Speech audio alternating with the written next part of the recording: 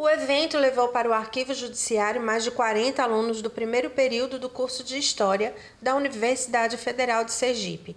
Além da palestra, eles puderam ver de perto processos do século XVIII. O Dia da Memória foi instituído pelo CNJ em 2020. O dia mesmo é 10 de maio, mas o CNJ abre esse espaço para os tribunais um dia no mês de maio, celebrar com palestra, recebendo os alunos, como está fazendo aqui, como uma forma de ressaltar a memória institucional do Poder Judiciário. O palestrante foi o professor Antônio Lindivaldo Souza, do Departamento de História da UFS. Antes de começar a palestra, ele revelou aos alunos que já foi estagiário do Arquivo Judiciário. Para o aluno de história, o profissional da história, professor, historiador, o Arquivo Judiciário é um dos mais importantes do Brasil, né, pela organização, pelo volume de documentos, por trabalhar tantos temas. E em Sergipe eu tenho uma paixão muito grande pelo Arquivo Judiciário, apesar de frequentar o Arquivo Público, o Instituto Histórico e outros arquivos. Eu fui estagiário da casa na época que eu era aluno, na década de 80. Então, e aí desde o início adentrei na pesquisa como estagiário.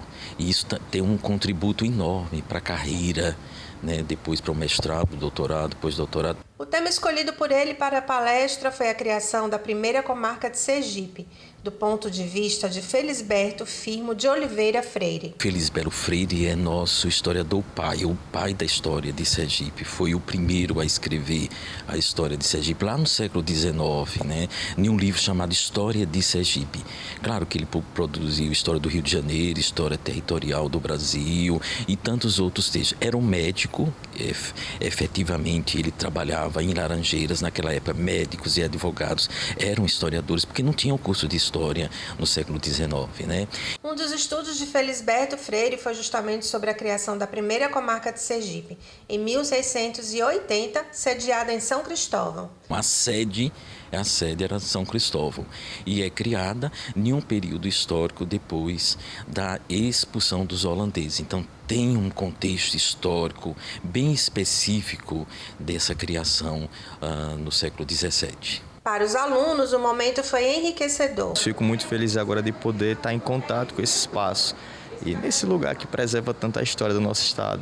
A universitária Eliana Lins também não conhecia o Arquivo Judiciário, mas logo percebeu a importância do local para a preservação da história de Sergipe. Eu acho muito legal a gente poder vir aqui conhecer um pouco mais, porque é um arquivo extremamente importante para a preservação da história do Estado.